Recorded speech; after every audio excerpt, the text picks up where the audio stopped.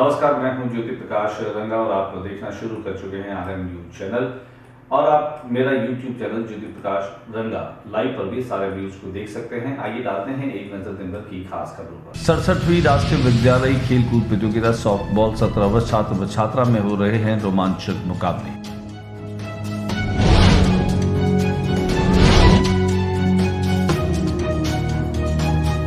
पुरानी पेंशन लागू करने की मांग को लेकर 11 जनवरी तक रेलवे कर्मचारियों की भूख हड़ताल आज हुई समाप्त।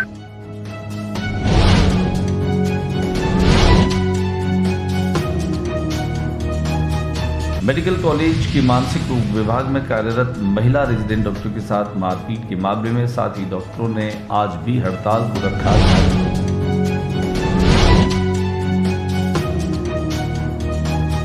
संभाग सहित इन जिलों में 2-3 दिन चलेगी अतिशीत लहर।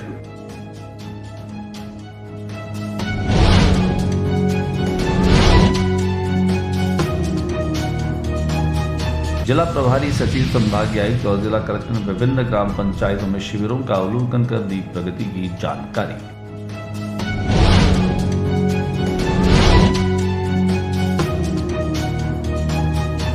डूंगरगढ़ की वार्ड संख्या 3 के उपचुनाव में भाजपा प्रत्याशी संतोष मेहरा की विजय के बाद निकाला गया जुलूस, फोड़े पटाखे, उड़ाए रंग और शहनाई मारे।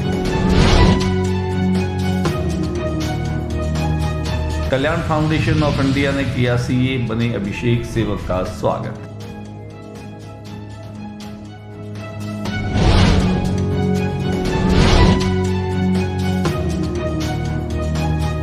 गंगा सागर की शैक्षणिक व तीर्थ यात्रा से लौटा बीकानेर पत्रकारों का दल, स्टेशन पर हुआ भव्य स्वागत।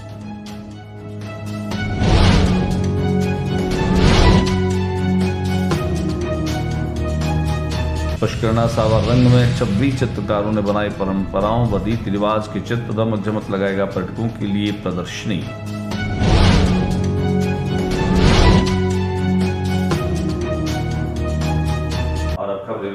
बीकानेर में इन दिनों 67वीं राष्ट्रीय स्तरीय विद्यालय खेलकूद प्रतियोगिता सॉफ्टबॉल 17 वर्ष छात्र व छात्रा का आयोजन किया जा रहा है। इसके उद्घाटन के साथ ही जहां पूरे देश भर की 17 टीमें इसमें भाग ले रही है, करीब 550 से अधिक छात्र व छात्रा खिलाड़ी अपने खेल कौशल का मुजाहिरा दिखा रहे हैं। डॉक्टर करणी सिंह स्टेडियम और साधु क्लब मैदानों पर इन दिनों रोचक मुकाबले हो रहे हैं। आज बालक वर्ग में जहाँ खासतौर से महाराष्ट्र ने तमिलनाडु को पराजित किया। यहाँ खिलाड़ियों का परिचय लेने के लिए बीकानेर शहर की उद्यमी और व्यवसायी समाजसेवी राजू मूलचंदानी पहुंचे। उन्होंने खिलाड़ियों से परिचय लिया और यहाँ के एम्पायर्स और रेफरी से भी परिचय किया। हम आपको लिए चलते हैं साधु के मैदान पर, जहाँ महाराष्ट्र और तमिलनाडु के बीच काफी रोचक मुकाबला खेला गया था।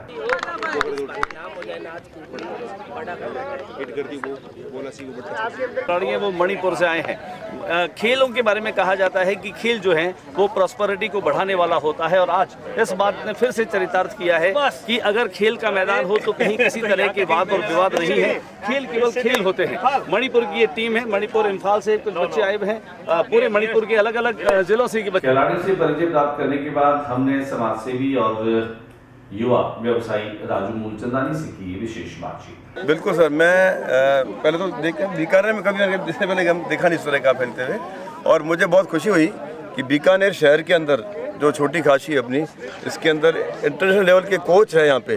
तो ये सुन के बड़ा मुझे बहुत अच्छा लगा और मुझे खुशी है कि इस तरह के प्रोग्राम बीकानेर में हमारे शहर में हो रहे हैं। और अगर इस तरह से होते भी रहेंगे तो कहीं ना कहीं शहर का नाम और ऊँचा होगा और इस तरह के जो यहाँ एम्पायर है इनको भी आगे कुछ बड़ा कुछ और काम करने का मौका मिलेगा। आपने अभी थोड़ी देर पहले सामान्य बातचीत किया, एक स्पोर्ट्स की एकेडमी होनी चाहिए। हाँ जी, अलग अलग स्पोर्ट जो है उनको डेवलप करने के लिए बच्चों को सुविधाएं मिलनी चाहिए, क्योंकि आप बीकानेर के एक बड़े भामाशाह भी हैं, एंटरप्रेन्योर हैं। इस दिशा में आपकी तरफ से कभी लगेगा कोई पहल, अगर सरकार आपको कोई ऐसा मान लीजिए कोई ऑफर दे तो आपको खुद को कहीं इनिशिएटिव लेकर के इस तरह की चीज़ करने का मन होगा? मुझे बहुत खुशी होगी अगर मुझे इस लायक समझा जाएगा तो मैं 4 कदम आगे बढ़ के काम करूँगा। और अगर अपने शहर से कोई बच्चे आगे बढ़ते हैं और अपने शहर का नाम रोशन करते हैं, उसमें अगर छोटा सा भी हमारा अगर कहीं योगदान रहा तो हम उसके लिए हम तैयार रहेंगे। वहीं इस मुकाबले को संचालित कर रहे रेफरी सतनाम से भी हमने की बातचीत। ब्लैक बोर्ड पे ही इसको समझाया जा सकता है इसको, लेकिन फिर भी हमारे दर्शक जानना चाहते हैं सॉफ्टबॉल जो खेल है इसमें आपका ये जो डायमेंशन है, जिस तरह से इसमें 2-2 3-3 खिलाड़ी एक साथ आउट हो सकते हैं, ये क्या नियम है? नियम ऐसे है सर, क्रिकेट में जैसे एक ही आउट होता है, ठीक है। शॉर्ट बॉल में सर जैसे कैच आउट हो गया जी, उसका बेस वो लॉर्ड है, तो वो उसी का बेस वही रहेगा, उसमें ये नियम है सर, उसमें ये नियम है। हाँ, और यदि वो छोड़ के आगे चला जाता है। इस टूर्नामेंट में खासतौर से बीकानेर के इंटरनेशनल रेफरी के रूप में अपनी पहचान बना चुके सुबोध मिश्रा और रमेश वर्मा से भी हमने विशेष बातचीत की। परिचित नहीं थी, तब उनको मिलेगा कि यहाँ अच्छे बच्चे खेल रहे हैं तो और बच्चों को और यह समाज में सॉफ्टबॉल खेल के प्रति जागरूकता भी बढ़ेगी। राजस्थान का स्टैंडर्ड पिछले कुछ वर्षों में बढ़ा है और मैं कहूं कि नेशनल लेवल पर जो है वो राजस्थान की अपनी एक पोजीशन है। इस टूर्नामेंट में 17 वर्ष की जो राजस्थान की टीम है उसे लेकर के कितने आशान्वित हैं? बिल्कुल, अभी तक का जो प्रदर्शन दे रहा है उसके हिसाब से राजस्थान की टीम निश्चित रूप से पदक की दौड़ में है और निश्चित रूप से अच्छा प्रदर्शन करेगी तो स्वर्ण पदक भी दोनों वर्गों में आना चाहिए, ऐसी हमारी पूरी उम्मीद है। मैं चाहता हूँ कि ये जो प्रतियोगिता हो रही है बीकानेर में पहली बार हो रही है और हमारे गुरु विशन लाल जी पुरोहित जी थे, उनकी बहुत बड़ी वो जिज्ञासा, मंशा कहें हम, उनका स्वप्न कहें, तो उनका आज सपना पूरा होने जा रहा है। और बड़े जो इस खेल को नहीं जानते थे वो इस खेल को देख के और समझने की कोशिश करें, आगे खेलेंगे भी, आगे खेलेंगे। और जैसे मूलचंद जी सर ऐसे लोग और भी आगे आएंगे इस खेल को बढ़ावा देने के लिए। जो इस खेल को देख रहे हैं अपने आप को गौरवान्वित महसूस कर रहे हैं कि ये जो खेल है बड़ा अच्छा खेल है। मेरे YouTube channel Jyoti Prakash रंगाल live और मेरे news channel RM news channel पर आप इस पूरी जो इवेंट है, इस पूरे टूर्नामेंट की कवरेज देख पा रहे हैं। मैं ज्योति रंगा, मेरे साथ ही कैमरा पर्सन शंकर सारस्वत के साथ RM न्यूज़। बीकानेर के पीवीएम अस्पताल में मानसिक रोग विभाग में कार्यरत रेजिडेंट डॉक्टर जो है उस पर हमला किया गया, पत्थर से उसके सर पर चोट आई है। लिहाजा इस चोट की न केवल पीवीएम अस्पताल के प्रिंसिपल मेडिकल कॉलेज के प्रिंसिपल डॉक्टर गुंजन सोनी ने इसकी भर्त्सना की कड़ी जो है वह आलोचना की। इसके साथ साथ जो दोषी कर्मचारी है उसके खिलाफ कार्रवाई करने का आश्वासन भी दिया। रेजिडेंट डॉक्टर्स एसोसिएशन के प्रेसिडेंट जो डॉक्टर ललित यादव है उन्होंने भी काम का बहिष्कार करने का ऐलान किया। इन दिनों जहां रेजिडेंट डॉक्टर के साथ हुई इस मारपीट और उस पर हमले के बाद में रेजिडेंट डॉक्टर जो है वो हड़ताल पर है।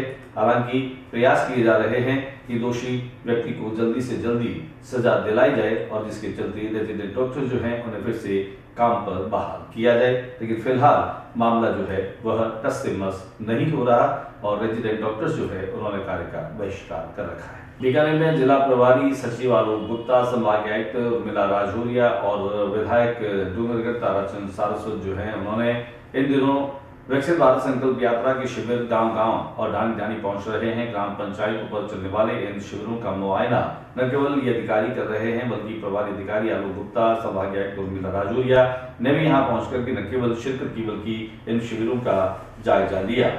यहाँ पर हम आपको ये भी बता दें कि जिला कलेक्टर भगवती प्रसाद कराल ने विकसित भारत संकल्प यात्रा के तहत बीकानेर ब्लॉक की मौलानिया ग्राम पंचायत तथा डूंगरगढ़ ब्लॉक की सत्तासर ग्राम पंचायत में आयोजित शिविरों का अवलोकन किया। सत्तासर ग्राम पंचायत में आयोजित शिविर में डूंगरगढ़ विधायक ताराचंद सारस्वत भी मौजूद रहे। डूंगरगढ़ विधायक ताराचंद सारस्वत ने शिविर में उपस्थित आमजन को केंद्र सरकार की योजनाओं का लाभ लेने के लिए प्रेरित किया। उन्होंने कहा कि बुनियादी ढांचे में विकास के साथ साथ केंद्र सरकार सामाजिक सूचकांक में बढ़ोतरी का प्रयास कर आम आदमी का जीवन सरल बनाने की दिशा में काम कर रही है। उनके लिए बनाई गई सभी नव योजनाओं का लाभ आम आदमी को मिल रहा है। राज्य सरकार की योजनाओं का लाभ पात्र तक पहुंचाने का काम भी सुनिश्चित करेगी। दिखाते हैं आपको इस ग्राम पंचायत में जहां पर तमाम अधिकारी पहुंचे और विधायक ताराचंद सारस्वत भी मौजूद रहे।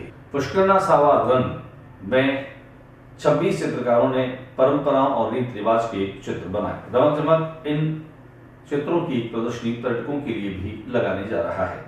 पुष्करना सावा संस्कृति की विभिन्न पौराणिक परंपराओं, रस्मों और रीति रिवाजों को कैनवास पर करने का अनूठा नवाचार कार्यक्रम सावा रन बारगवाड़ा चौक स्थित रमक जमक में बुधवार को आयोजित किया गया।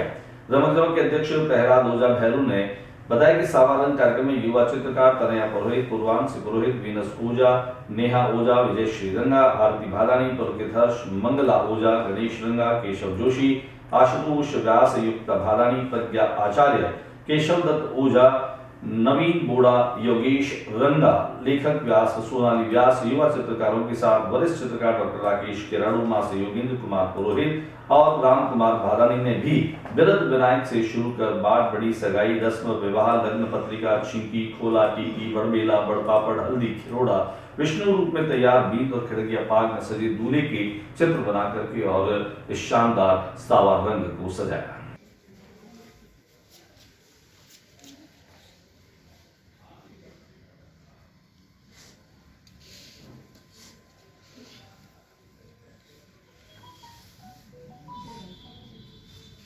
बहुत सुंदर, बहुत सुंदर, बहुत सुंदर।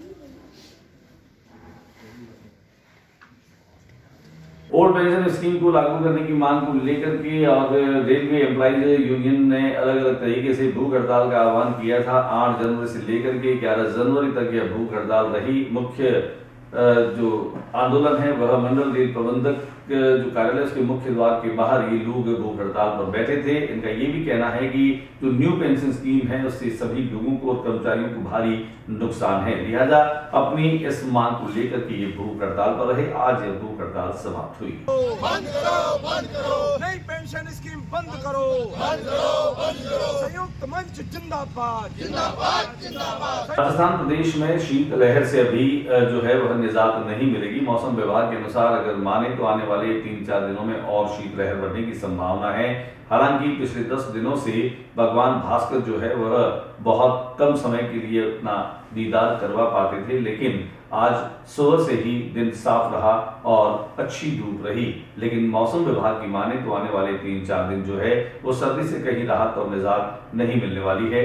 पाला पड़ने की चेतावनी दी है, शीतलहर की चेतावनी दी है, तो कहीं कहीं उत्तर भारत में जो है वो हल्की बारिश के भी आसार मौसम विभाग ने जताए हैं। डूंगरगढ़ तहसील के वार्ड संख्या 3 में भारतीय जनता पार्टी की उम्मीदवार संतोष बोहरा ने विजय श्री प्राप्त किया। उन्होंने अपने निकटतम प्रतिद्वंदी कांग्रेस की प्रत्याशी को मात्र 23 वोटों से हरा दिया। हालांकि निर्दलीय प्रत्याशी जमुना देवी ने भी 200 वोट हासिल किए। हालांकि यह रिकॉर्ड जो है वो भाजपा ने कायम रखा। आइए दिखाते हैं हम आपको डूंगरगढ़ में वार्ड संख्या 3 से कि भाजपा का प्रत्याशी विजय रहा।